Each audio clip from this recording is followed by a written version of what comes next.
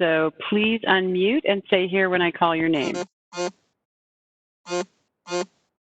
Getting some feedback. Could everybody go on mute? Thank you. Jason Voss. Marisol Visser. Here. Thank you. We know that Mike has an excused absence today. Nina Milligan. Here. Pavel. Here. Sam. Trish. Here. Grace has an excused absence today. Janine. Here. Shashi. Marlene. Here. Thank you. Ron Fall. Here. Thank you. And Stephanie. Here. Great. Thank you. That is a quorum of our group.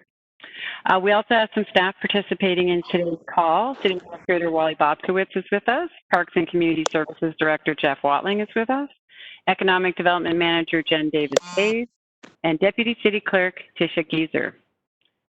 So the first item on our agenda this evening is approval of the minutes. These are the minutes from, oops, I have a note from Nina for a correction. So these are the minutes of July 9th, 2020. And I'm going to ask if there are any edits or corrections to the minutes. Nina? Hello, Mayor. This is Nina Milligan. Yeah, in the notes about the Village Theater, it says PPE funding, and I think it means to be PPP funding. I believe you are correct. Are there any other edits or corrections to the minutes? Thank you. I want to note that Jason has now joined the meeting. Welcome, Jason. If there is no objection to the minutes as amended, then the minutes are approved as presented. Not hearing any objections. Thank you. I'm going to check in with our city clerk and ask if anyone has signed up to speak. No. Thank you, Tisha. And there are no reports for this meeting tonight. So moving on to the agenda items. Want to welcome Superintendent Staley from the Issaquah School District, who is joining us today, and he will be talking about the district's response to COVID-19. So I will mute myself and let Ron have the floor. Thank you, Mayor Polly. And just let me know, I'm kind of getting used to hearing this through the headset and everything. So just let me know if you need me to speak up or if I'm talking too loud. Thank you for the opportunity to share. It's been a very, very busy month of July and end of June, not a typical month for a school district. My staff has been working really hard with 6 work groups made up of staff and students and parents from all levels of our district to try to wrestle with the problems of reopening school in the fall. If you've been following, you see there's a lot of information. These groups have been meeting twice a week now for the last several weeks, much like a group like this, and to form recommendations to my steering committee, which is made up also, I have our PTSA Council President, our Foundation Executive Director, a union lead for SEIU and for Issaquah Education Association, plus some of my staff. And we're on our timeline to make a recommendation to the school board. They have scheduled a special meeting for next Thursday, July 30th, to hear my recommendation or a plan for reopening. Now, what I will tell you is, you work really hard, and these teams, I can't say enough about them, and parents and students giving up summertime to do this work. And we were making nice progress. And it was a week ago yesterday that I sent out a pretty comprehensive message about the work that we've been doing and where that work was kind of taking us. And it violated all the good communication rules. It was too wordy. It had too much information in it. But I I know that our community is hungry for information.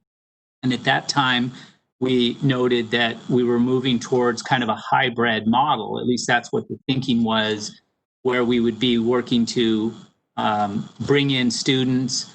Our youngest students are K2 students 4 days a week, and our other students 2 days a week in cohort groups. So you'd have about half the kids in a school at a time, but you would also be keeping them away from the other half. And then while in school, we would be doing a health attestation, a temperature check before they entered the building. Of course, we'd be promoting, encouraging, and facilitating a lot of hygiene, hand washing, and hand sanitizing, if you will. 6-foot social distancing, mask wearing. We have masks for every employee and every student in the district. And we were kind of moving in that direction with the idea to try to get as much in-person schooling as we can. And then you may have noticed over the last 72 hours, maybe the last week, obviously we are also monitoring and watching the data related to COVID-19 in our community. And of course, we've all seen the infection rate has increased. The daily numbers have jumped up quite dramatically. The death rate, the good news, has remained fairly constant. So we're getting better at treating COVID patients, certainly, and they tend to be a little younger now. But unfortunately, the data over the last few weeks has all been going in the wrong direction. And so myself and all my colleagues, superintendents, we've been meeting regularly since March, 2-3 times a week in a remote platform. And then I will share, I just recently came back from celebrating my 30th wedding anniversary on Orcas Island. It was beautiful. It was a very COVID-friendly kind of vacation with lots of, well, my wife and I don't have to social distance, even though she may want to, but at times, but we had a nice time, but my phone started to blow up. And what was occurring was a number of districts were coming to the realization that they couldn't wrap themselves around any kind of a hybrid model. And I understand that because it is incredibly complex to figure out how to do it. I mean, we couldn't even we were down to about an hour to get 1,000 students into a building with all the things we needed to do. We would have gotten better at that for sure. But as I've listened to my colleagues, and I'm sure many of you have seen now that pretty much every district around us has made the decision to go with a full remote opening to the school year. So I have not made my recommendation yet. I'm anticipating that that recommendation will go public next Tuesday. And then the board will hear it and discuss it in the board meeting on next Thursday. If this meeting was a week earlier, I would have probably been talking mostly about my hybrid model that my teams were developing. To be completely transparent, I just came off of a cabinet meeting, and most of our discussion was about a full remote model. Because clearly, as I said, the data around the virus has not been favorable. Where our infection rate has gone up, and both our King, Pierce, and Snohomish County health departments have, if you've read some of their blogs and some of the statements they've been making in the last few days, they're not coming out and saying you shouldn't put children back in school, but they really won't do that. But they're sounding all kinds of alarms. So you saw first starting with Seattle, Kent, Renton, Auburn, Highline, Federal Way, and Tukwila. This is a group of districts that were worked under a federal grant together, so they're used to kind of working together. They all came out yesterday and announced that they would be starting remotely. Bellevue has announced that they would be starting remotely. And most of the districts, if they haven't already announced, they're moving that direction. So I just want to be clear that it's more likely than not that my recommendation next week is going to be for a remote start. That is not an official statement right now. I wouldn't run with it in the presses or anything like that, but it's just a reality that my team and I are confronting. We all have a strong desire to bring kids back into our schools, and because that's what we know best and that's where we believe we can serve children best, but we have to keep people safe. And the staff, many of my staff are very vulnerable from a health standpoint or age. And so I do have a survey that's out right now. That survey is not complete. I have a community survey out and a staff survey. I've been looking at some preliminary results on those two surveys, and I am seeing quite an increase over the survey we did back in June of those who are saying they want to go full remote, or teachers saying that they need to go or want to go full remote. And that doesn't surprise me given the way the data on the virus has changed in the recent weeks. So that's kind of the timeline that we're working towards. That is the timeline we're working towards right now. The board's going to have a lot to grapple with. I know we've set aside several hours at the meeting next Thursday for them to hear and discuss the recommendation. There's a million little details to whatever decision is made, and we won't have all of those figured out by next week. And I want to remind everybody, whatever we do, if it's changing the working conditions of my employees that belong to a labor union, that is subject to collective bargaining. So we will be doing a lot of collective bargaining between now and the start of the school year. And the unions have been good to work with. I don't say that in any kind of a negative way. It's just a reality that we need to do that. And they've been sitting, union members from all of our various unions have been sitting on our task force. So they've been a partner with us in all of this work. But we will, once a decision has been made by the school board, we have to negotiate the impact of that decision. And so I will say this, if we do go to a full remote open, it will not be, I'm committed, it will not be remote education like our community experienced last spring. It'll be much more robust than that. And earlier I had put out a document on distance learning that came out, Distance Learning 2.0, that was sent out to the community back in March. And you can find all of these on our website. And that was based on our community-wide thought exchange. And we came with some very specific recommendations about what needs to happen if we are in a full remote system, how that needs to be improved. And so it would look very different what what full remote would look like. One of my colleagues referred to what we did last spring as crisis education, not remote education. So this will be different. And then, of course, the goal is always, as the virus subsides in our society, would be to move either towards a more of the hybrid model that we thought we were going to be able to open with, and then with the goal of ultimately going back to the brick and mortar education that we all know and love, and back to normal, I guess I would say. Ron, I just want to interject here for 1 second. Before we go to question and answer, I wonder if you could touch on a few of those crossover community things that the school district does that some of my task force members who may not have children in the Issaquah School District may not realize, such as the number of meals that are provided, daycare programs that are typically offered for after-school care, and that intersection that it has with residents who have to get their own jobs done from home as well. And if you want to maybe educate a little bit on that, sure, and that would be great. Yeah.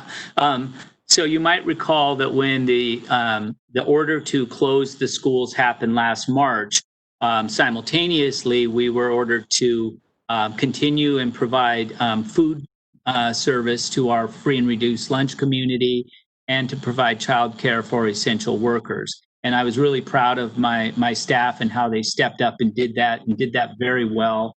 Gosh, I think we delivered something like 60,000 meals last spring.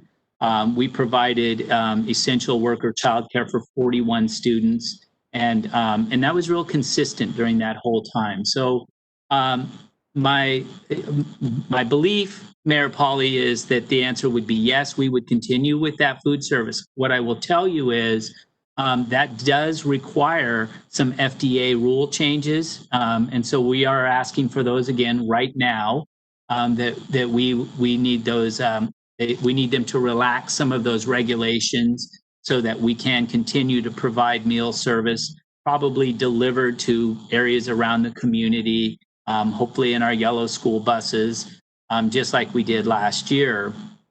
Childcare is a very tricky one. We are a huge childcare provider in this community of before and after school care. We actually have a small preschool programs, a couple of them that we operate as well. The reason that works for us is because we have the staff in the buildings available before and after school. We don't really offer it during the school day because we're using the staff in the buildings for schooling. And I recognize what a burden childcare is going to be on folks if the children are home, obviously, and needing to be supported in their education. Of course, the problem we have is somebody was saying, well, why can't, if we're not using our schools, why don't we bring the kids in and provide childcare? And I said, well, the kids are supposed to be doing their schoolwork during the day too. And then somebody said, well, yeah, if we bring kids in and we support them in schoolwork, isn't that school? And of course, we're also very limited by what we can do in terms of social distancing requirements. We are running successfully right now an elementary and high school summer school and a childcare program. But I will tell you, they are scaled way back from what they normally are. In our summer school program, in our elementary, we only have 9 children per class, and we have an aide and a teacher. They've sent me pictures of recess, what social distancing recess looks like. And they were so proud of how they were doing it. And honestly, I looked at it and felt a little sad because the kids had to be so far away from each other. But I do believe childcare is going to persist as a problem. And we know this regionally as well. And we've asked our superintendent of our ESD to reach out to childcare providers to say, you've help step in this void.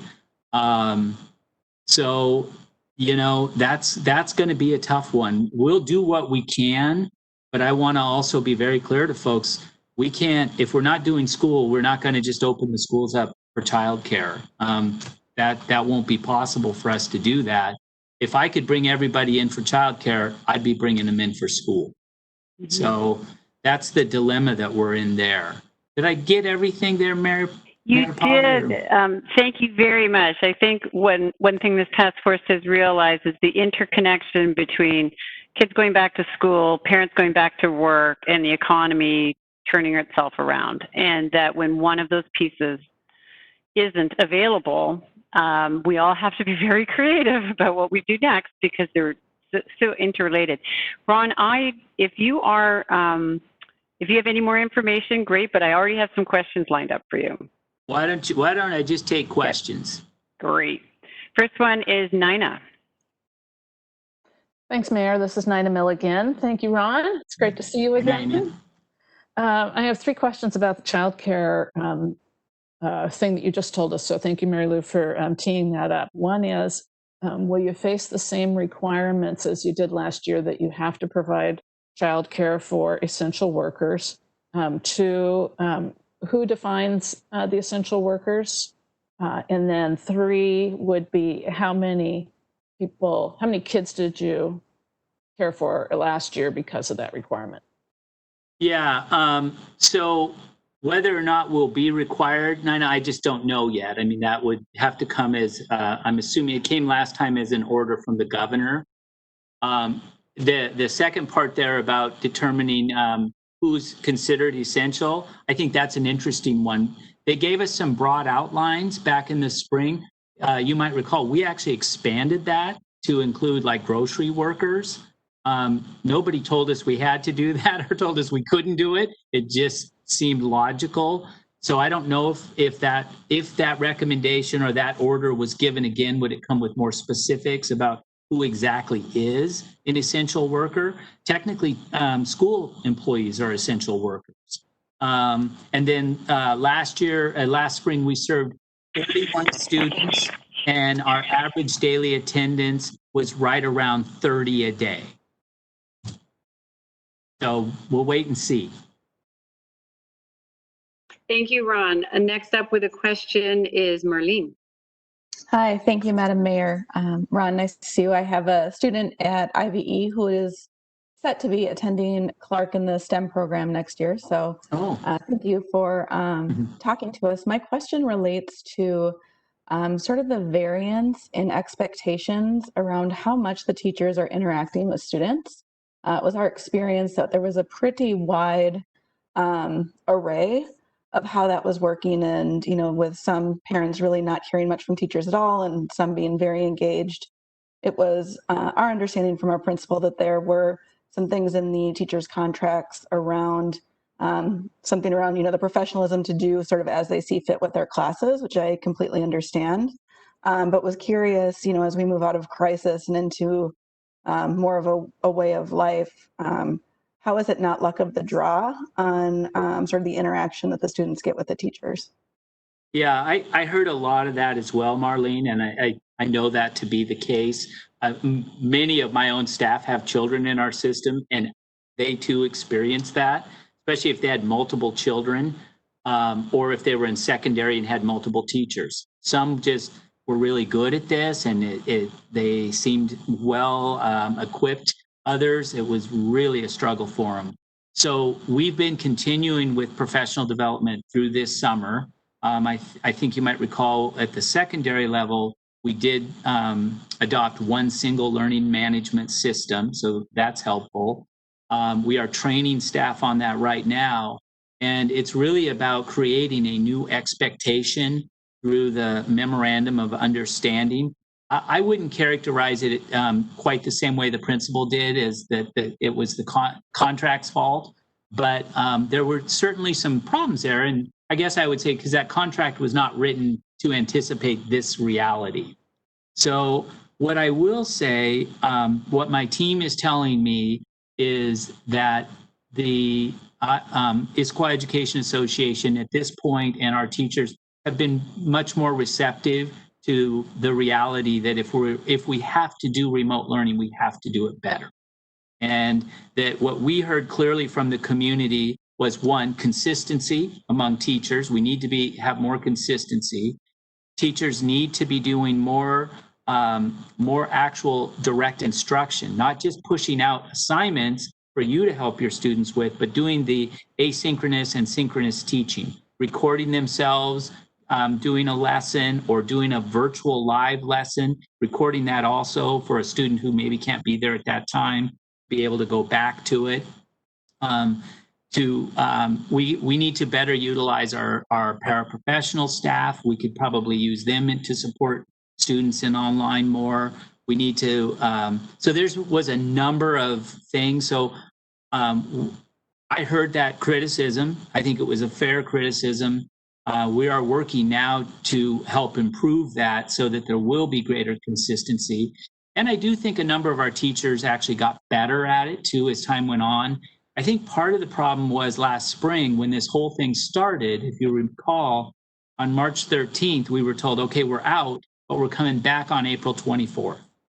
So nobody really fully committed to this. So there is a side of me that thinks, again, and I have not officially made a recommendation, but there's a side of me that thinks there's almost a value in doing it now and saying, let's take these next 5 weeks, take what we learned last spring, take what we've been working on this summer, and let's focus our energy now on putting together the best distance learning program we can. Because up until really just a few days ago, we were trying to plan for a hybrid system, a remote system that was one that people would choose, and what would happen if our remote had to go into, or our hybrid had to go into remote. So we were kind of planning 3 separate things. And I was watching my staff get planning fatigue. And I think if we can, if I can get them to focus, that will help, I think. We still have to work out all the details of the hybrid because we may be there at some point. I hope we're there at some point. But I think we need to get the cadence right. We need to get if we're going to go full remote, do that, get that to the best of our ability, including, and I apologize, this is a long-winded answer, but I think it gets at the heart of what we're trying to do. We're also talking about one big difference will be we had these kids in class for 2/3 of the year last year. We built relationships with them. How do you build a relationship with a student in a remote world? So these are all just ideas, nothing set in stone. Starting, we do something called Walk Kids conferences for kindergartners and their families. What about doing those K-5? What about starting the school year with conferences? Do focus a lot of your early energy on social emotional learning, on learning how to learn this way, tech support, how to do that. We do have a better plan for tech distribution as well, making sure we get all the tools in the hands of students. But that's kind of where our energy, I think, needs to be moving now, so that you can have a more consistent experience and a better experience, and that we can keep our kids learning at a relatively high level so that when we do transition back, we'll all be ready to do that. So that's where the energy's going now. Thank you for that. Thank you, Ron. If I could just jump in, Mayor Polly, real quickly. I didn't mean for that to sound like a criticism. I thought our teachers did great. I just was curious about the consistency. I will just say, Marlene, they don't feel that they did great in many instances. They want to be better too. Thank you both. So we have 3 more questions lined up and 10 more minutes with the superintendent. I want to welcome Shashi, who is another task force member who has showed up. Our next question is coming from Pavel.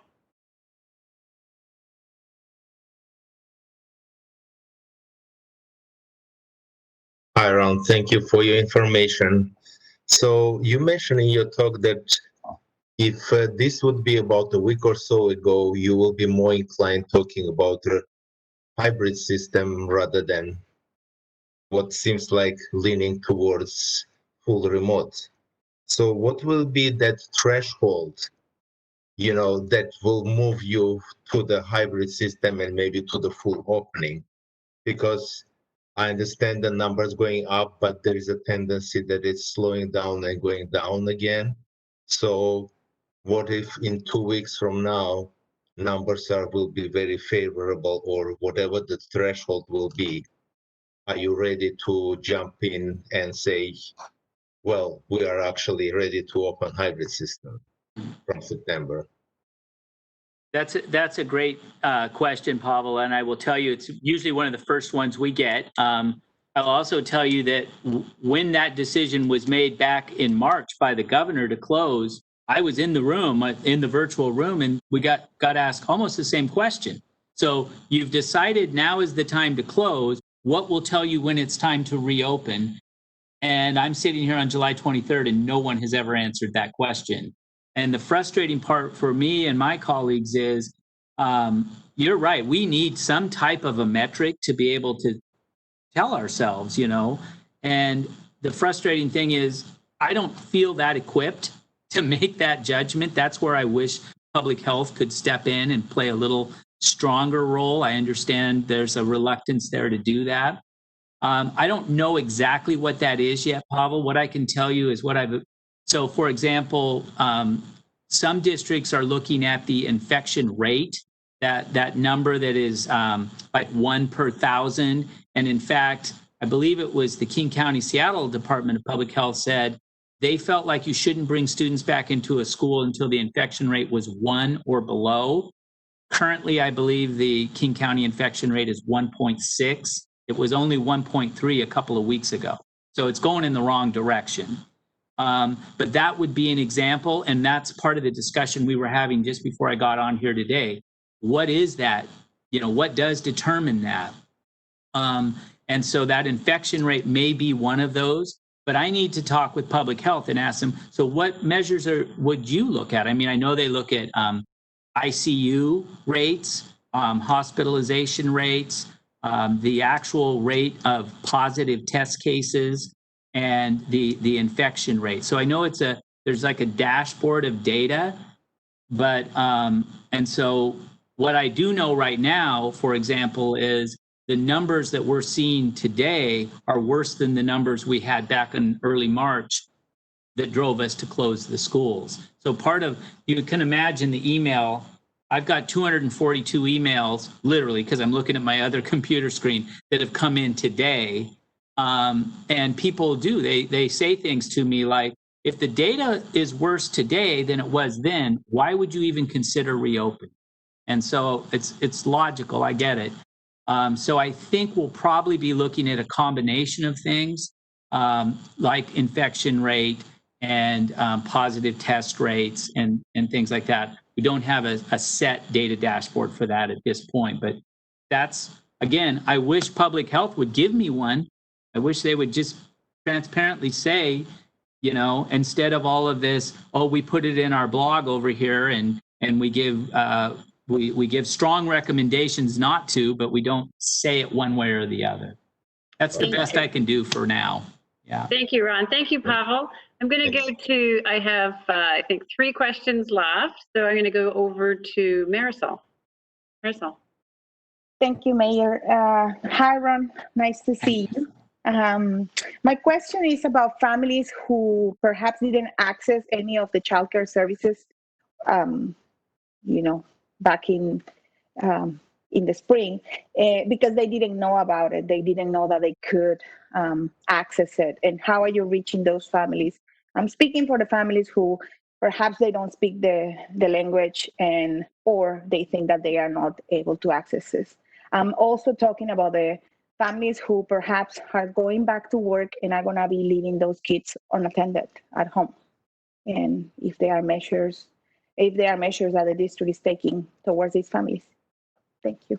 Yeah, thank you, Marisol. And you've been a real critical element for us communicating with some of those communities that we struggle. So thank you for that. I really appreciate that. And so we've been working with Elena Sivadosan, our Executive Director of Equity, and our community partner liaisons, trying to do special outreach and a lot of times we'll use our English language learners data that we have.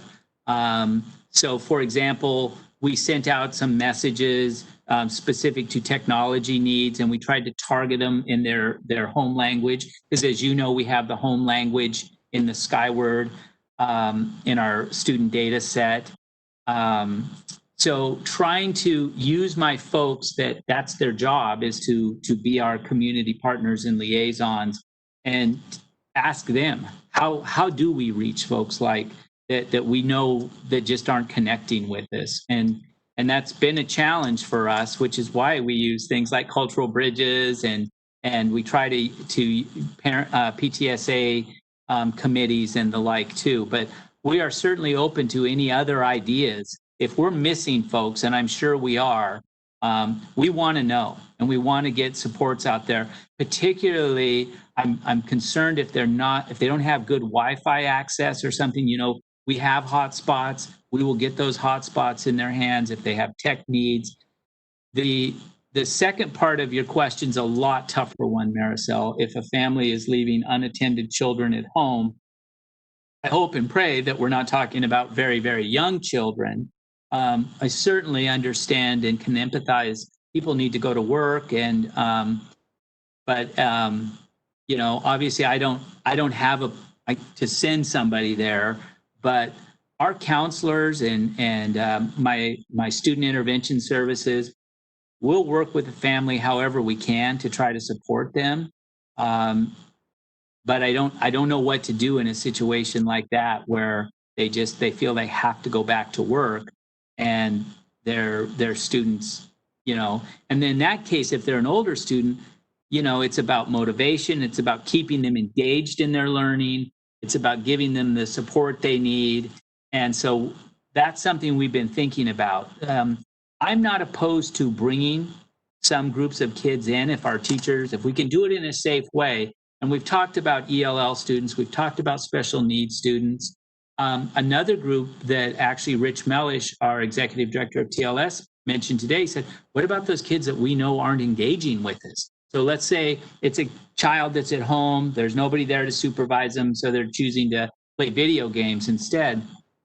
Well, we'll know because they're not turning their work in, they're not, they're not showing up in the Zoom chat or in the virtual classroom, and then doing specific outreach to that family and maybe some targeted interventions to try to help. That's probably about the best that I have right now, but all these conversations are still going on. Thank you, Ron, and thank you, Marisol.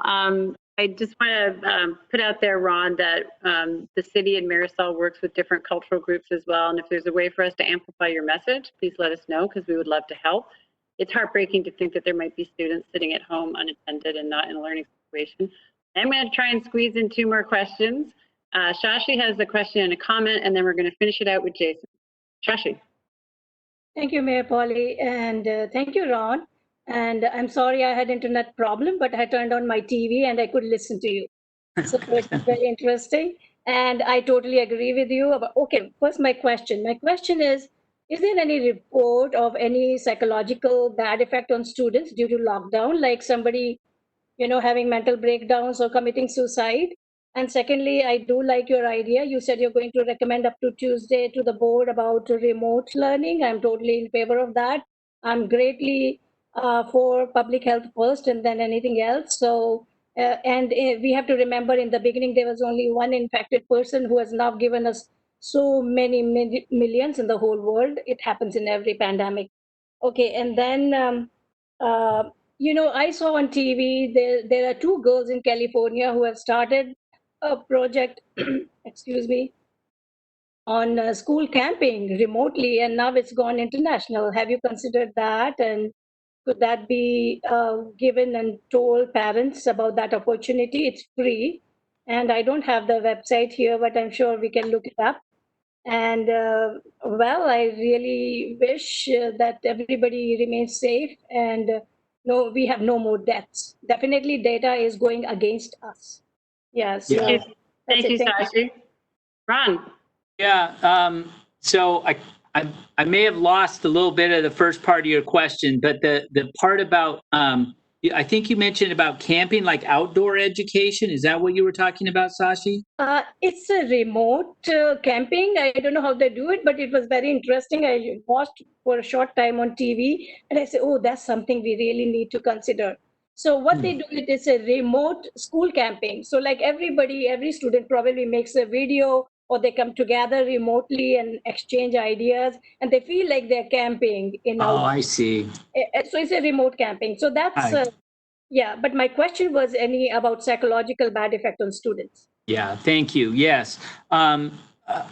You probably saw that the American Pediatrics Association put a report out a few weeks ago in which they were advocating strongly to get kids back into school, primarily because of the harmful social emotional effects that the lockdown or social isolation is having on kids. So we have some anecdotal reports, and as I mentioned, my counselors and my student intervention team, they've actually been working with some families, not a lot, but with some families all summer and during the spring. Our mental health counselors, our Swedish mental health counselors, continued to do some distance, remote kind of counseling with students as well. So I have no illusions about the negative impact of the lockdown, stay-at-home orders, and not being able to offer school. Because I believe so strongly in public school, not having it, I believe, is very detrimental to our students and to our society. And so I have no doubt. Fortunately, I've not heard of any of our students harming themselves as a result of this. I mean, it could have happened and I just am not aware of it. But typically I would hear of things like that. But I've had lots and lots of conversations with students of lots of ages. And, it's funny, they all want to be back in school. I mean, by and large, that's what they tell me. They miss their friends, they miss their teachers. Occasionally, they even miss their learning opportunities. But That's why I think even if we have opportunities to bring students in, and I do want to touch just briefly on the outside thing, because I'm also encouraging, and we're having conversations about, while the weather is nice in the fall, we know that the virus doesn't spread as bad outdoors as it does indoors. Let's think of some opportunities where we could bring small groups of students in, much like we're doing with our daycare or our summer school now, and give them some opportunity to physically see their teacher, even if at a distance, and to physically see their classmates and build some of that community and relationship, because that's what I really fear that we'll lose. How we pull that off, the logistics of that is still to be determined and figured out, but that is certainly something that's on the table, because we are concerned about the social emotional impact that this is having on our students. In fact, we realize that even if we were able to bring back kids in a hybrid, a big chunk of the first probably month of school, since we're only seeing them 2 days a week, was going to be addressing a lot of those kinds of issues. And we probably weren't going to be diving right into math and science studies, but we were going to be spending some time trying to see where our kids were at. How are you doing? I mean, literally, how are you feeling? And trying to work through some of that. And we got to just now find a way to do that, both in a hybrid way and in a full remote way too. Thank you, Ron, and thank you, Sashi, for the question. I'm going to try and let Jason squeeze in his last question because he says it's a quick one. So Okay. It is quick, Madam Mayor, and thank you for the opportunity to speak with you, Superintendent Thiel. So forgive me for not knowing the nomenclature. It's been a long time since I was part of school district, but as far as the children, obviously it goes through K through 12. How are you guys looking at the data? Because the data is driving the decision making. Would you stop in the middle of a quarter? I know younger children are all year round with their teacher, but the older children, middle school and beyond, I believe, they work in quarters. So wouldn't it kind of be detrimental to actually stop them in the middle of a quarter, even if the numbers, the infection rate starts coming down? We all hope for it. But how would you address it? Are you guys, when you start, if you are to start in the fall with remote learning, would the numbers drive your decision to eagerly get back in October if available, or would you wait till the quarter was over and then address it, giving you guys time to plan? So Jason, that's a great question. Ron, you have 10 seconds. Okay, yeah. We are talking about establishing a term, Jason, whether that would be a semester or a quarter, you're right, because you also have to plan for, like I said, you can't just flip a switch. There'll be a lag in between whenever you would transition from one way of teaching to another. But we haven't decided yet, but a term seems to make sense. Trimester, maybe at elementary, middle, semester, or quarter, something like that. Awesome.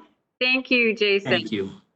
Superintendent Thiele, thank you so much for coming. This task force has had a lot of different visitors across all the different sectors of our community. Found this very, very helpful today. If after the meeting you realize that there's a couple extra things you would like to add, please feel free to email me and I will make sure any additional information gets sent out to our team. We're super appreciative of your time, and you are more than welcome to join us for the rest of the meeting, but we know how busy you are, so it's up to you, and you won't feel offended if you have to leave and get back to some of the other stuff that is just on the hot burner right now. So thank you, Ron. Thank you. Thank you, everybody. Thank you for your willingness to do this community work. And Mayor Pauly, I've always enjoyed working closely with you and with Wally, so I'll look forward to some future conversations. I think I will bow out. I've got a recommendation to get prepared. Yes, you do. Thank you, Ron. Take care. Thank you, everybody. Great. I'm going to move on to the next item on our agenda, which is State Parks Recovery Planning. And I'm really excited that we have both Suzanne Keegan and Tor from Washington State Parks. And the only reason I didn't pronounce Tor's last name is because I don't know how to. When Tor introduced himself, he'll pronounce it so that I don't make a mess of it. So thank you both for coming today, and you have the floor. I guess I'll go ahead and start. It's Tor Bjorklund, just so you I am the program specialist, so I handle all the permits for the general area. Each one of the parks has a different flavor, everything from marathons to business meetings, big conference, picnics and that sort of thing, to horse shows and weddings. So you can imagine it's been a bit of a challenge to manage expectations. And as things have progressed over the summer and people have asked for, but I can make this work, and we'll only have people show up at certain times. And it's like, yeah, it doesn't work that way, because as a state agency, obviously we are held in the public eye and we have to follow the rules about as stringently as anyone.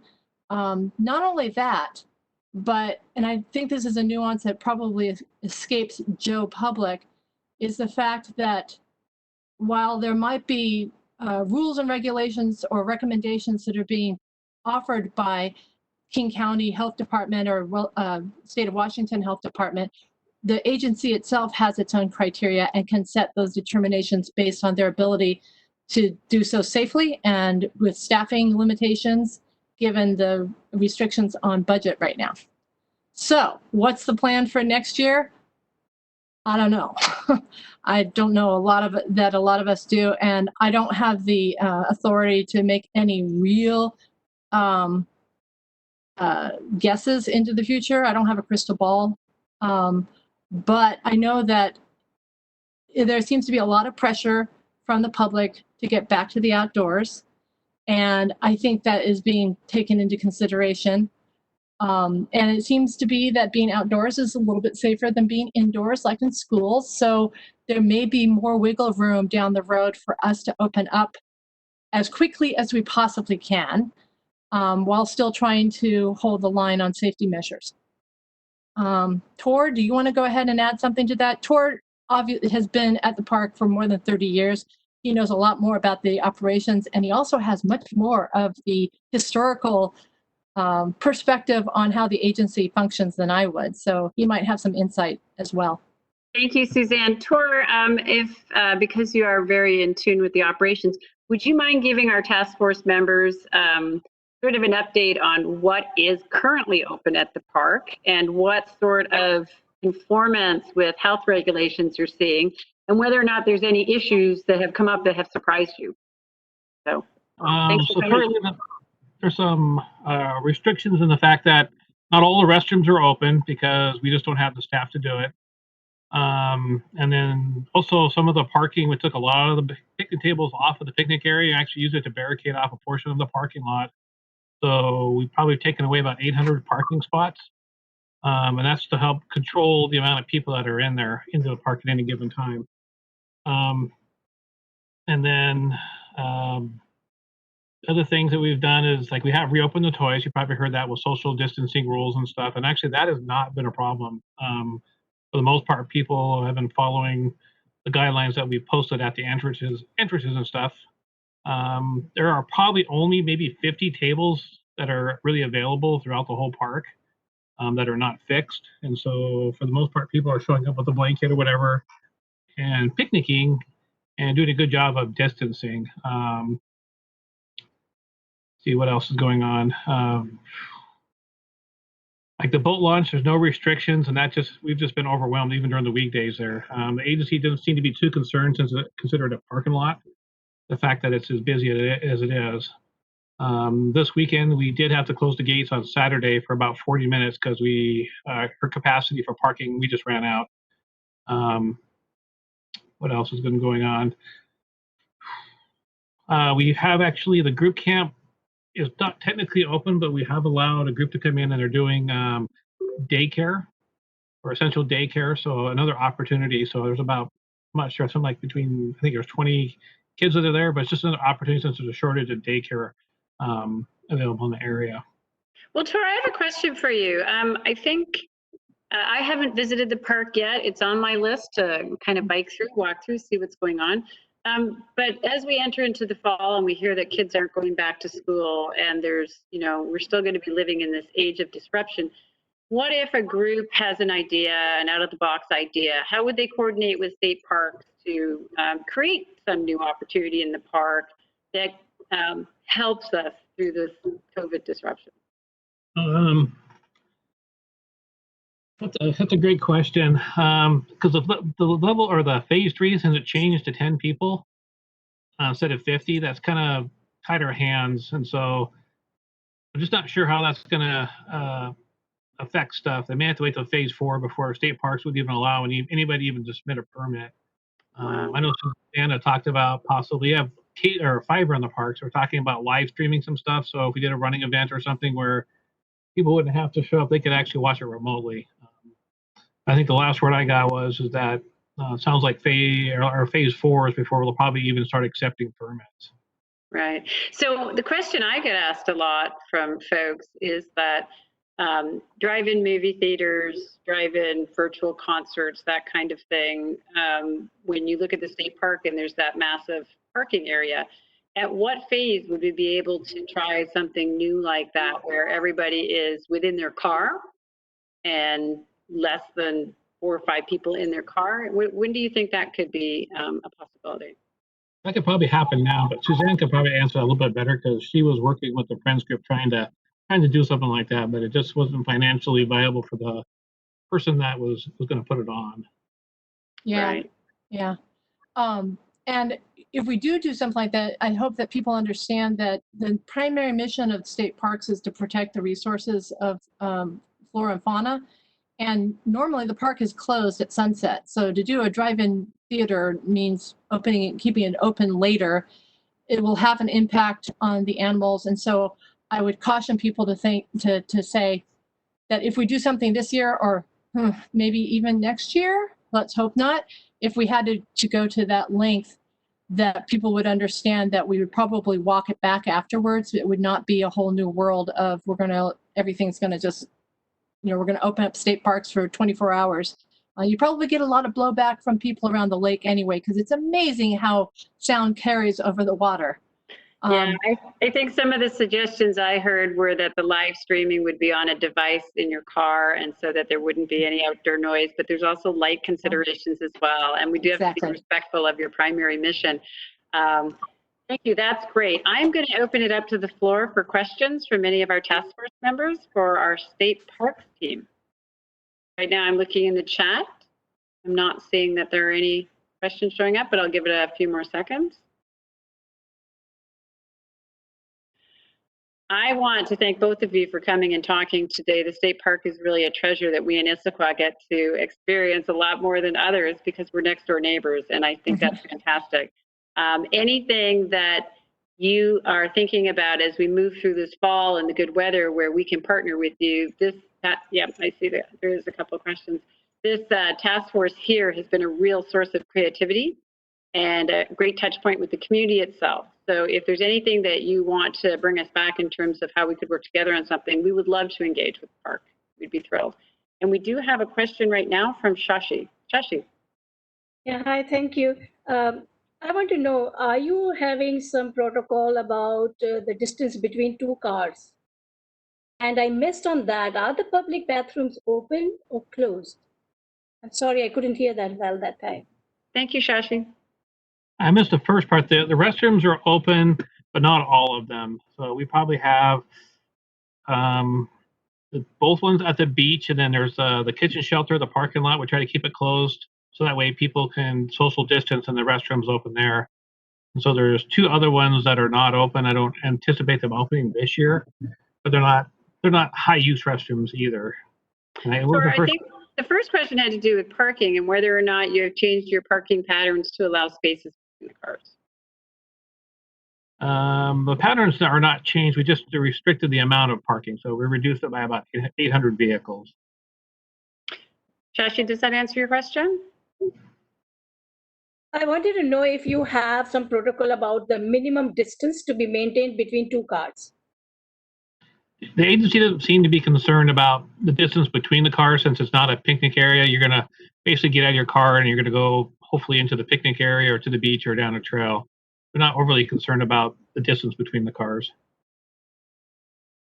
Okay, I was thinking when they actually view something from the car, I think I misunderstood something. That's fine. Oh, thank you, Shashi. I think State Parks was telling us that it's unlikely that we would be able to do an event like that this year. It's complicated for many reasons, most off their primary mission of protecting the flora and the fauna. So thank you. Thank you. I'm not seeing any other questions. I want to thank both of you for coming and talking with our team today, and let us know if there's other things, opportunities, out of the box ideas where you think we can help, because we would love to have you back. All right, thank you. Thank you, Tor. Thank you, Suzanne. Going to go to our next agenda item, which is the task force work plan update, and that's going to be presented by our city administrator, Wally Bobkowitz. Yes, thank you, Madam Mayor, members of the task force. Good afternoon. We want to give some brief updates on where we are with various items on the task force's work plan. Our hope is at your next meeting in 2 weeks to give a pretty comprehensive rundown of where we're at as we are getting through the summer. I know, and I'm sure Mayor Pauly will speak to this a little later in the meeting.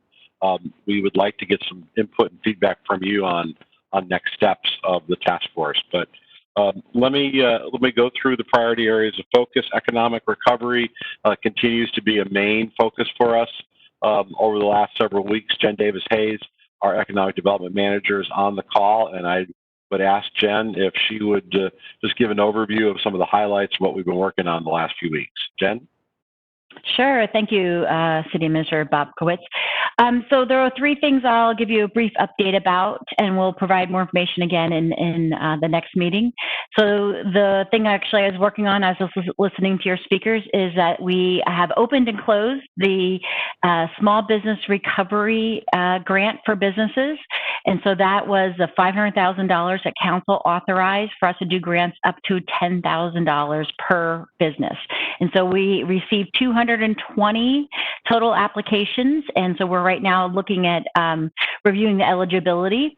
Tomorrow we will do we decided to do a random selection of those that are eligible. And so tomorrow we're going to be doing that with our Vision Partners group on the call. We'll record that to ensure that everything is on the up and up, and then begin confirm again eligibility and ineligibility for the ones that were selected, and start to announce that by the beginning of August. Overall, for those 220 applications, so this is self-identified data. So I'll tell you this, that 140, so over 60% of the applicants were either women-owned or minority-owned businesses. Collectively, they employ over 1,400 people, and they've also collectively laid off over 500 employees. We basically, if we could fund all of those applications, we would need $2 million. So obviously, don't have enough to fund everybody, but and so that was the reason that we decided to do the random selection, because we truly know that every business needs assistance, and so if they were eligible and met our requirements, that was the fair way we thought about doing that. Now, we do have a second grant program, which we will launch at the beginning of August. Our Economic Vitality Commission helped us put together some criteria for that, and that's our Business Reinvention Grant. And so we're confirming up those eligibility as well, but basically looking to support businesses that had to put into place innovative and ways to reinvent their business, and we want to support that effort. So smaller pool of money, we're looking at $50,000, and the group talked about so basically between $2,500 and $10,000 grants, but not limiting it to a certain size of business. So because one of the things they really wanted to stress is to learn about things that businesses are doing and then share that with other businesses. So I highly doubt that businesses like, our largest employer like Costco will apply for a grant like that. But there may be some mid-size or 50 employee companies that share information with us, and that we can then leverage and let other businesses know about how to readapt their business operations that can benefit beyond that. And then you'll start to see our Buy Local campaign, Issaquah Loyal. You'll start to see banners and posters and clings on our windows and cars around town. So tomorrow, the Front Street banner will go up over Front Street. And so that is, again, something that came out of discussions with this group, as well as our Vision Partners, which includes the Chamber, Downtown Issaquah Association, Visit Issaquah, Issaquah Highlands Council, and Gilman Village Merchants Association. So we're doing posters, banners, window clings, social media ads. We did some print ads in the connections up in the Highlands, and we'll have online the opportunity for businesses and organizations to go and download the logo, et cetera, and we are encouraging them to include it on their marketing, on their websites, again, to kind of brand this throughout the opportunity. And I need to mute something here. Excuse me. Sorry about that. And there actually are some car magnets that we utilized in the 4th of July parade. So if anybody saw that, you saw the Issaquah Loyal logo drive by. And so those are currently on some of our inspectors' cars throughout the city, driving throughout the city. And so the third topic and last one I'll briefly update about is the streetery. So you may have heard that we did a 2-week closing or opening Front Street. We put a pause on that. And then on Monday, we had the discussion at provided an update to council meeting, and the mayor announced that we are going to continue the streetery through the end of September, barring any changes in the governor's orders of stay at home. And so that, and with today's announcement about even further limiting indoor eating, I think the streetery is going to be even more important for those businesses in our downtown. Can you yes. let the group know little, just very briefly, yes. you have a piece of information that they probably don't right now. Yes, and actually a good thing I have it on my screen so I can just read from the Seattle Times announcement that the announcement today from the governor is limiting indoor dining and restaurants to members of the same household. So people from different households can still dine outdoors. So again, more about the interior dining, and then no indoor service at any bar, tavern, brewery, winery, or distillery, regardless of whether food is being served. So again, limiting what's happening indoors. So we will be pushing out our reminding businesses that we have an easier process to get outdoor dining permits. And again, looking at the streetery, making sure that we take advantage even more of those opportunities for those businesses. And we talked today about we won't be able to make changes when the streetery starts tomorrow, but potentially other ways to expand the footprint for businesses in the future weeks. So one of the things, so it's going to be starting tomorrow, this Friday and Saturday, and then the following week we're going to be adding on Sunday hours. And so that was something that we have partnered with the Downtown Issaquah Association, and they have heard from a lot of businesses the desire to add on the Sunday for, again, additional opportunities to be outdoors. They have found that their customers are more willing to come down and eat at their restaurants if they have outdoor seating opportunities. So I will end there and ask any questions. Great update, Jen. Thank you very much. And yes, you got some questions here. So we will start with Trish. Jen, I have been listening to most of the council meetings and study sessions. And, I know that Domino's feels like they're negatively impacted by the streetery. Can you comment on that? I mean, is there any way we can make them feel better? Sure. And of course, I will say any of you who have done events, as Suzanne mentioned from the parks, is that, there are going to be some people who enjoy it and some people who don't, right? There's always some things that you got to balance. So for as far as Domino's, so their business model is not about coming and sitting down and people visiting their store. There is more of a delivery, so in and out quick and easy, and then drive by, they say.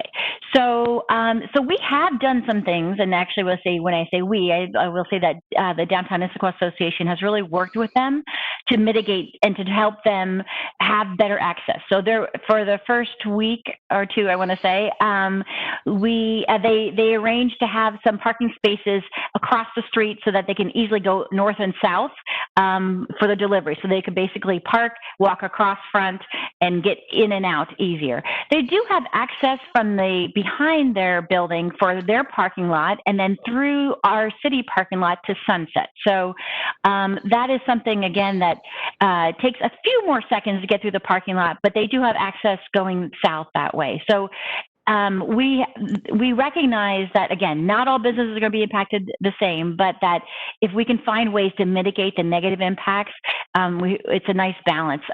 Again, some retail businesses we have also kind of struggled with how does this impact us, and some are doing great and better than before COVID. So again, looking at how we can communicate, how we can do with signage to let people know where to park and where not to park, and just really, working individually on those things. So. Great. Thank you, Jen. Yes, thank you. I am going to go to the next question, which is, I believe, Ron. Oh, no, it's not. It's Marisol. Thank you, Mayor. Yeah, my question, Jen, is thank you very much for the update. That was great. I'm excited that the streetery is coming back. Very European. I really like it. So my question is about small businesses, and especially talking just how we have been hearing about this lack of childcare in small businesses in downtown. I mean, there are a few childcares, and I know they are mandatory to remain open. And I just wonder how are we, or if we are able to support them, and ways to think outside the box and looking into bigger spaces. Yeah, that's my question. Thank you, Marisol. Yeah, that's a great question, and we haven't tackled that yet. And actually, you have a co-member of your task force who is a daycare and owner, and he's also on our Economic Vitality Commission. So I think there has been some talk initially from, including Christy from the Issaquah Highlands Council, about what can we do if we have some spaces like the Blakely Hall, like she brought up in the Highlands. What can we do to help support parents who need to have some childcare during this time? And so we haven't tackled that yet, but we're definitely open. If there are some daycares that want to come together, we can facilitate that conversation and see how we can help that. And I think as far as small business assistance, it's just, again, the resources that we have. We have a small business advisor that is one-on-one technical assistance. So if there's things that they want to, work individually with somebody about, but it would be basically other resources that we have for all of our businesses. Sorry, if I may add up to my question. Yes, I'm thinking more, my daughter goes to a small daycare in downtown, and, they are doing almost everything they're doing is outside, and she only goes 2 days. And I think they're doing a fantastic job with the resources that they have. I see that they don't have a lot of space to expand, and I wonder if there's any sort, like, can they place up tents outside? Is there any more buildings within where they are at that they could use or make, I don't know, some type of licenses kind of thing? Oh, okay. So that's a great question. So actually, as part of our outdoor seating and outdoor the permitting process, it's not just for seating; it's for business operations. So if they wanted to expand into areas that they currently didn't originally set up, they are able to go through that process as well, and that's a shortened application process as well as no fees. So definitely we can support them, and if they are interested, Marisol, please let them give them my contact information. I can help them walk through that process. Thank you, Marisol. The council and myself are both taking the attitude that we need to be very, very flexible in how properties are used and how some of our public spaces are used, because we just don't have the luxury of going back to indoor spaces, nor do private companies. So we're trying our best to be flexible. And if you hear about some roadblocks people are facing, please let us know. Jen is great at breaking those up. The next question comes from Ron. Paul, not the superintendent. All right. Hi, all. So I've got a question for both Jen and Bob. So for Domino's, because I know that their business model is takeout only, have they thought about actively participating in the streetery model with tables and chairs? And if so, would that affect their business permit? And then my second question is, concerning the streetery, what are the city's thoughts and the community feedback about bringing visitors in from outside our locale? And the reason why I'm bringing that up is because I'm also on the board of Visit Issaquah. Okay, so the first question was about has Domino's considered putting tables outside? I know that the Downtown Issaquah Association has talked to them and encouraged them to do that. That's not really their business model, and I don't want to speak too much about what they, their operations. They did do some things they mentioned on City Council about putting flyers out in the community, et cetera, to try to encourage more of business for themselves. But that is the intent. If they were willing or interested in putting out tables, they would not need to go and apply for a different permit, because the streetery special event permit, which is what we had to do for that, covers all that area. So if they changed their mind in 2 weeks, we would completely support them and make room and help them out there. So so we encourage that. And then as far as drawing people from outside the city, so initially we have not done a big blast, big marketing. We haven't asked Visit Issaquah to tell everybody in a 50-mile radius that we are open for our streetery, because two things: we didn't want to draw more people in, and knowing that the capacity that the businesses, our current restaurants have, and it isn't. And I think when you kind of do that kind of advertising, it is kind of advertising it as an event, and it's not an event. It's an expansion of the business operation. So we're saying, come and eat here. And walk through like you would with a park or anything else. You feel free to do that, but it's not coming in and looking at art. It's not coming and trying to gather out with friends and see some music. So we are continuing to kind of, I think, especially now as cases continue to kind of not be higher than we want. We don't want to again broadly advertise this. Restaurants have a waiting list, so if they were having a problem of getting people in, I think then we would kind of think about how to advertise a little bit more. But we also, putting the businesses themselves are advertising about having this outdoor seating. So I think we're at the right level of advertising this time. And if again, if things get better and we're in phase 3 and we make it more of an event, and in the future years, I think we want to, advertise this beyond Issaquah. So. Thank you, Jen. And just a mayor's note as well for Ron. I sit in a lot of meetings with the regional mayors, and many mayors have done this streetery concept in their towns, and everybody is happy with it. Nobody's inviting anybody into the town right now. They're pretty much saying exactly what Jen said. This is for locals and this is for local restaurants. We're just excellent. Well, thank you, Jen. Thank you, Madam Mayor. Thank you, Bob. Wally. It's Wally, not Bob. Well, sorry, Wally. Sorry, Wally. It's awesome, Ron. We love you. Don't worry. Okay, Nina, you're up. Hello, thank you, Mayor. This is Nina Milligan. I want to ask a question, if it's okay, that's related to the streetery, about what Jen just mentioned in the outside seating in places besides the streetery, the ordinance that allows you to expand your business operations out into the public right away. And I just don't know enough about what this means when it's like in a private property like Issaquah Commons or Gilman Village or Grand Ridge Plaza, where they're parking. Is it private or is that the public right away? How does this work when they need to get more outdoor space when they're in a private shopping area? Excellent question. Jen. Yeah, and that is a great question, because you hit the nail on the head. I mean, we can do this for a downtown, and if there's other areas that kind of make sense to close the street down, but most of our restaurants or most of our businesses are in shopping centers, correct? And so those are privately owned.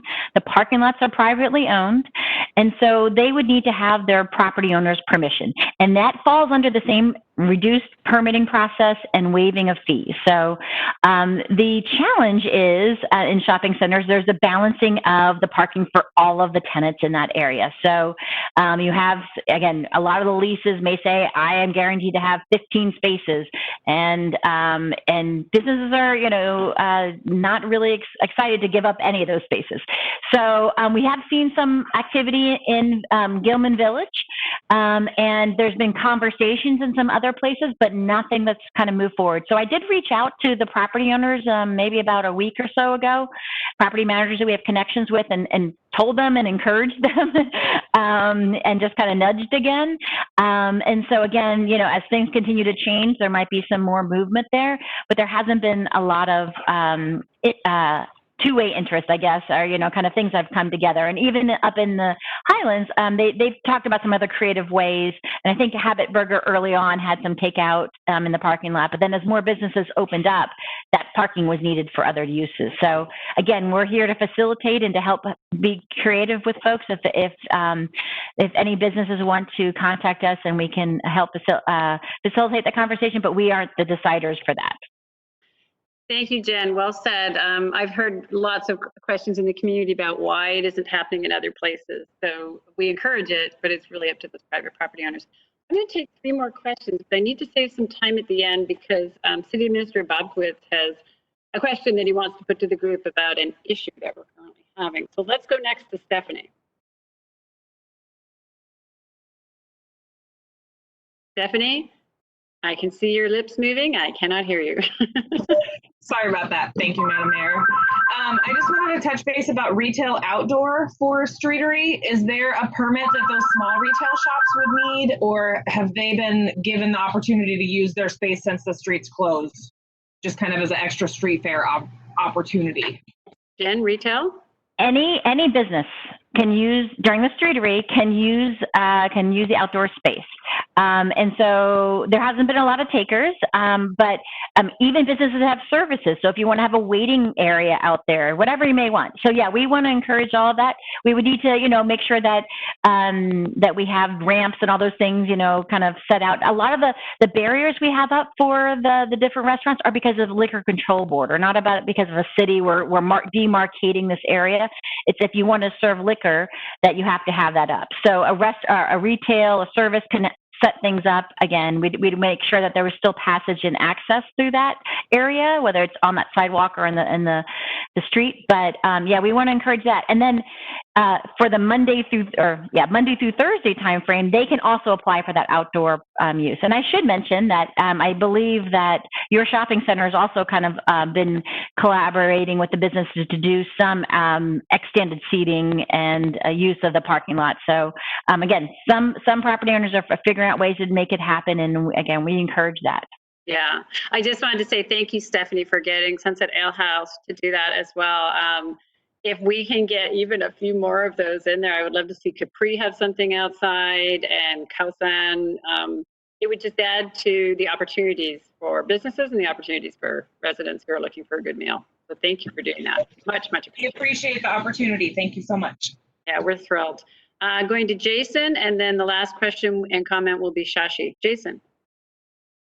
Thank you, Madam Mayor, and hi, everybody. So this is similar to the streetery, and again, I appreciate Jen saying that these are not events, because they're not. This is an opportunity for local business to show their wares to local citizens and be able to generate some revenue. I don't know exactly, and again, this is just thinking out loud, but as far as the community, the retail stores, I know we can't close every parking lot. It's not possible. Is there something we could do, again, just for the couple months, putting a Band-Aid on this while the summer allows us to, almost like using the community center lawn for like retail, where it's almost like a streetery where you can use environmental paint and actually paint down the grass, booths where it's easier for retail. So again, it's not necessarily an event. It's just on nice days where people might be in the streetery. You can actually have retail set up very easily, little booths, and people with their mask on. You can have a sign that says you have to enter here. And like Safeway, this is a one-way road. You can't deviate. And just people are able to walk down and see, okay, well, here's a small t-shirt shop. Here's Aubrey's Clocks. Here's just something, because again, you can't close down every parking lot the city has. But if it's a 2 or 3 day thing, again, just mark down with paint down the community grass center, or the community center's grass, and do something similar for them. I don't even know if that's possible, but Jason, great question. It is possible. Farmers Market is an example of that. We have not got our Director of Community Services on right now, and I'm not sure if Jen is prepared to answer that or not, but there may be opportunities to expand the farmers market during certain stages. Setting up another version of that would need to be driven by whether or not there were enough interested businesses who want to set up. Here's the mayor's opinion. Any underutilized park space you find, yours. Figure out something to do. And Madam Mayor, we have sent that message out. We have heard from some businesses. I know, Jen, we've been talking with a spin cycle business that wants to put out spin cycles in a grassy area in a park and a couple of others. So, I mean, I think for some, it's just there's an investment of money too. Not every business is geared toward you could just put a folding table up and have some wares. They would need to do some more things. So we've done everything with our vision partners to share that, as the mayor said, we're willing to think about anything. We've got lots of green space. If people want to put up tents to do a business or have a business or whatever. I'm surprised that we haven't heard from more restaurants that just want to take over a park and figure out a way to either get a barbecue or something, and they could just be serving. But if you know of anyone and people are watching us on the television, please give us a call. We'd be happy to entertain any of those ideas. Yeah, I have a couple of locations that I could definitely suggest would be served well by something like that. I love, Stephanie, the park across from your location now where the parcels have been put together and there's a few picnic tables. So we have the space. So when businesses are comfortable and ready, we are going to be there to help. Shashi, I do need to save 5 minutes at the end of the meeting for a quick roundtable thing of something that the city administrator wants to talk. So quick question and comment. Give Jen some time to answer, and then we'll move back to the city administrator. Shashi. Yeah, I'll be very quick. I like the idea of streetery. Only thing is, I feel during pandemic we need to be very careful. I'm afraid if we think it was a mistake because the data is going against us last 2 weeks also. And then I was wondering if we had taken any poll or survey or opinion of the residents who are there, because I'm sure there are a lot of people who are against it. But if not, everything is balanced, then we should keep that permanent forever. I love it. Wherever I've gone and experienced this kind of closing streets, only pedestrians, it's a very good experience. But we don't want people unhappy either. So that's all. That's always fun. Jen, we did do a survey, but we didn't do a specific Old Town survey. If you want to do a real short, quick little what we got when we went out to survey the community.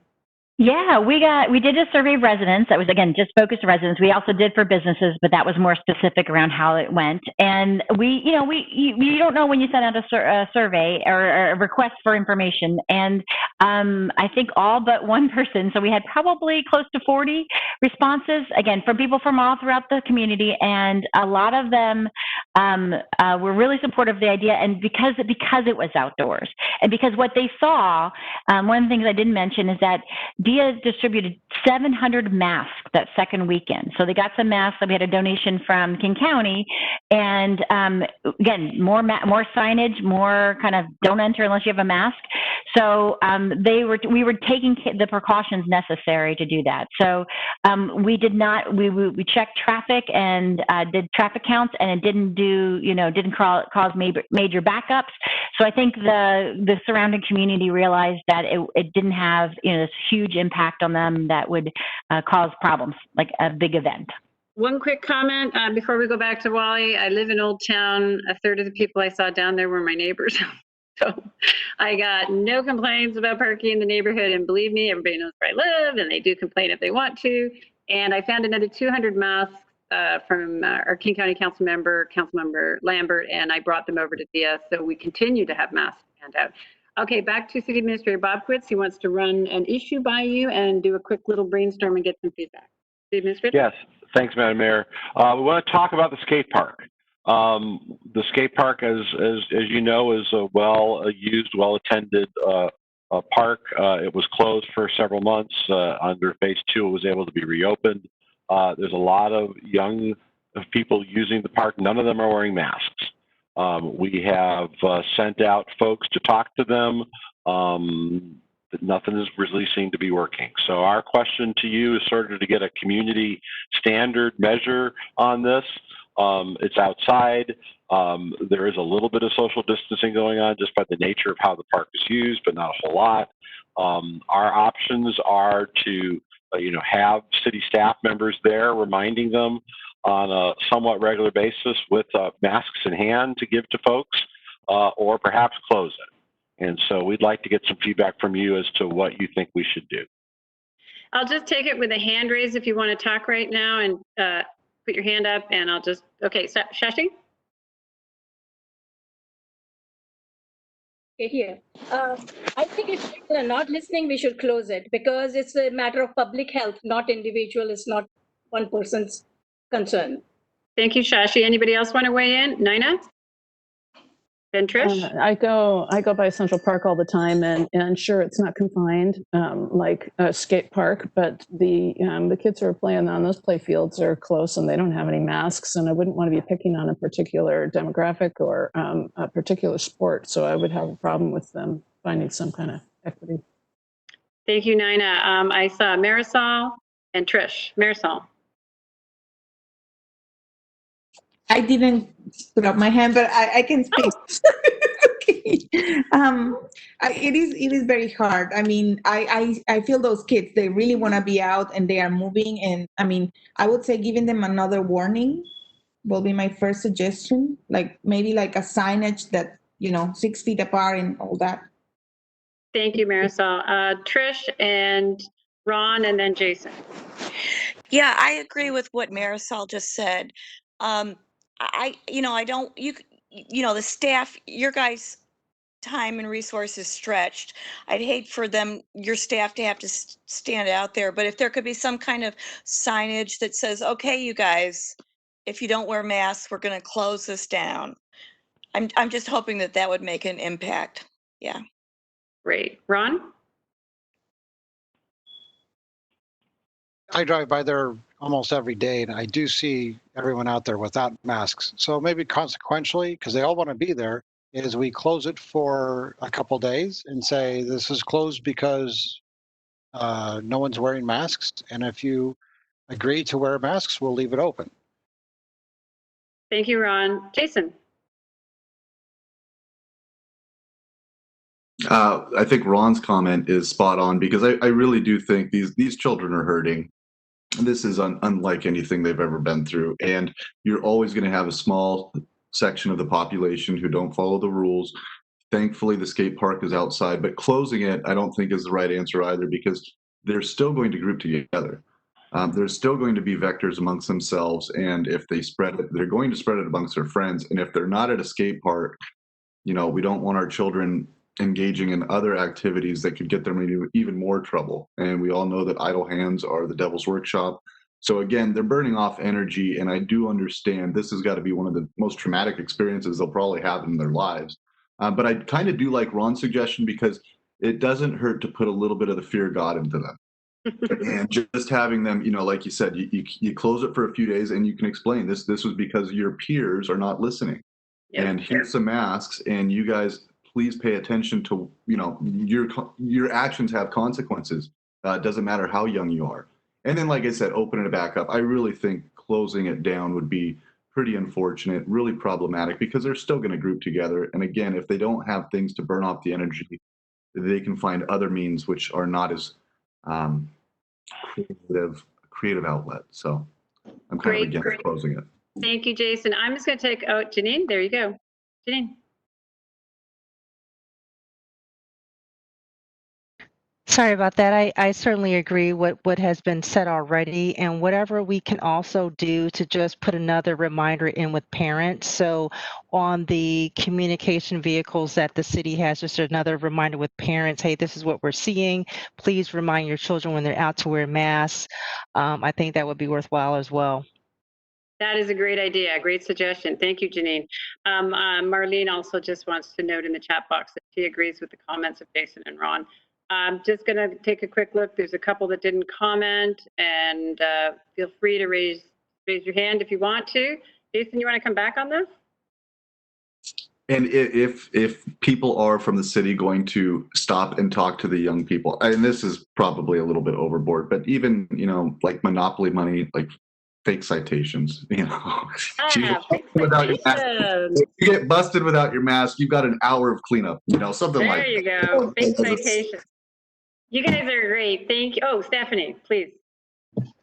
I definitely think I agree with Jason. They need to have a place to burn off some steam. And it is, I mean, skateboarding is probably one of the greatest social distancing things they can be doing and moving around.